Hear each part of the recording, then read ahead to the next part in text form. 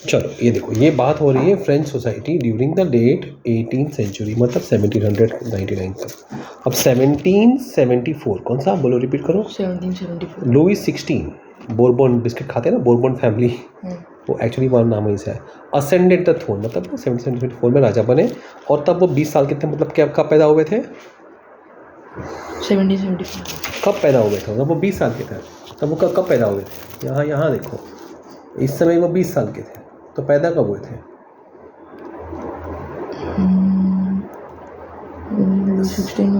1774 में ही was 20 years old। 20 years, अच्छा। तो पैदा कब हुए थे? 1750 रॉन्ग, 54 में 54 समझ गए। हाँ, और किससे शादी हुई थी? बगल में ऑस्ट्रिया है, वहाँ के प्रिंसेस का नाम क्या था? एंटोनी मारिया। मारिया मारी बिस्किट, ये सब बिस्किट आ गया है, बोरबन बिस्किट, मारी बिस्किट। एंटोनेट, नेटी नहीं बोलते, एंटोनेट बोलते हैं। अपॉन हिज एक्सेशन, मतलब जब वो एक्सीड, जब वो एक्सेशन, जब राजा बने, the new king found an empty treasure, मतलब उनको खजाना खाली मिला, खजाना खाली मिला। क्यों? लॉन्ग ईयर्स ऑफ वॉर, बहुत सालों से फ्रांस लड़ाई कर रहा था। हैड ड्रेन पूरा पानी की तरह बहा दिया था the financial resources of France, मतलब जो फाइनेंशियल रिसोर्सेज थे फ्रांस के, वो खत्म, पैसा वैसा खत्म हो गया था। एडेड टू दिस, इसमें और एक खर्चा ऐड हुआ, क्या? Cost of maintaining and extravagant court. उस समय राजा का दरबार होता था, और एक्स्ट्रावेगेंट मतलब एक्स्ट्रा खर्चा, खर्चीला, बहुत शानदार, कि लाएंगे तो 20,000 का सोफा नहीं, 2 लाख का सोफा लाएंगे, ऐसा। उसका खर्चा मेंटेन करना भी बहुत प्रॉब्लम था। At the immense palace of Versailles, क्या नाम है? वर्सेल्स, इमेंस पैलेस है, राज मतलब वो महल, वहाँ पे दरबार था, लेकिन वो बहुत महंगा था। Cost of maintenance of court, तो एग्जाम में पूछेंगे financial long years of war और कॉस्ट ऑफ मेंटेनेंस, ये दो से हुआ। अंडर लुई बोलते हैं हाँ एक्चुअली इसको, 16 France helped the 13 American colonies. अब ये कौन है अमेरिकन कॉलोनीज? ये फ्रांस की कॉलोनीज हैं जो वहाँ पे चले गए। बगल में नया द्वीप मिला खुल्लम खुल्ला कि जाओ वहाँ जाओ, बोलो ये ज़मीन मेरी तुम्हारी हो गई, ऐसा रूल था वहाँ पे। वहाँ के नेटिव्स को मारा उन्होंने। और ये क्यों किया इन्होंने, क्यों उनको पैसा दिया? To gain their independence from the common enemy. तो उनको इंडिपेंडेंस चाहिए था। कॉमन एनिमी कौन?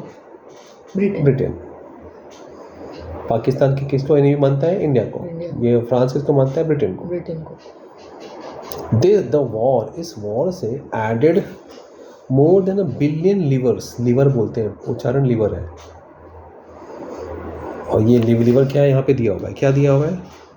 यूनिट हमारा रुपीस है, उनका वो हाँ। लेकिन ये जब वो 40 साल के हुए, ये देखो ये कब तक था?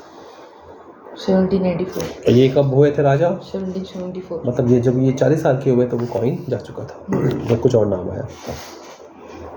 अब ये ऐड हो गया टू डेथ, बी को प्रोनाउंस नहीं करते, बोलो डेप्थ नहीं बोलते, डेथ हाँ, डेथ मतलब कर्जा। That had already risen to more than 2 billion. 1 billion था, वो ऐड हो गया, और पहले से 2 था तो 3 हो गया ना, 3 billion, right. Leaders who gave the state credit, जिसको उधार देते थे कुछ लेंडर्स, मैं लीडर्स बोल रहा हूँ, बड़े बड़े व्यापारी, now began to charge 10% interest on loans. बोले भाई अब हमको भी 10% चाहिए। सो फ्रांस गवर्नमेंट ने क्या किया? वॉट ऑब्लाइज्ड, ऑब्लिगेशन मतलब उसकी जवाबदारी बन गई, टू स्पेंड एंड पढ़ो increasing percentage of his budget. उसका परसेंट पहले 5% था, 10%, 15%। किस चीज़ पे खर्चा कर रहे हैं? इंटरेस्ट पेमेंट पे, खाली इंटरेस्ट भरने के लिए अलोन।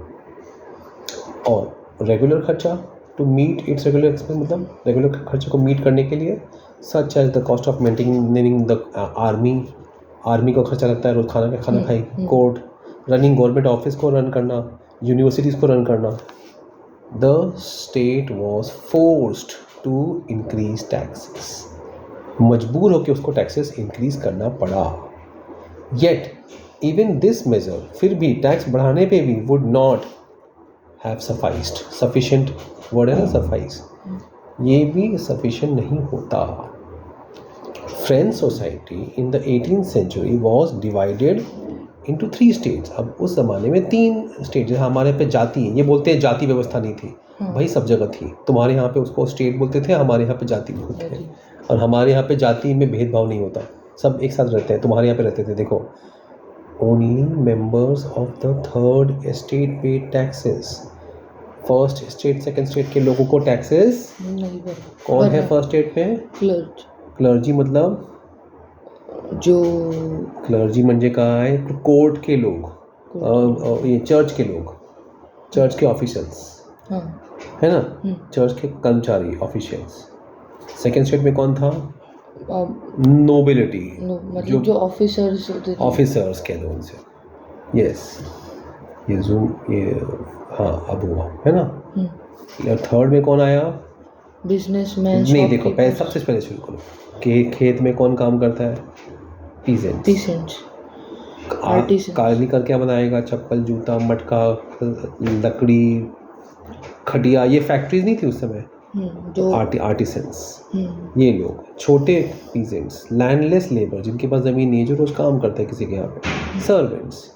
इसके साथ में जो बिजनेसमैन, डॉक्टर्स, लॉयर्स, व्यापारी और कोर्ट के कुछ छोटे छोटे ऑफिसर्स, ये भी थर्ड स्टेट में थे. ये पैसा भरेंगे, ये ऐश करेंगे.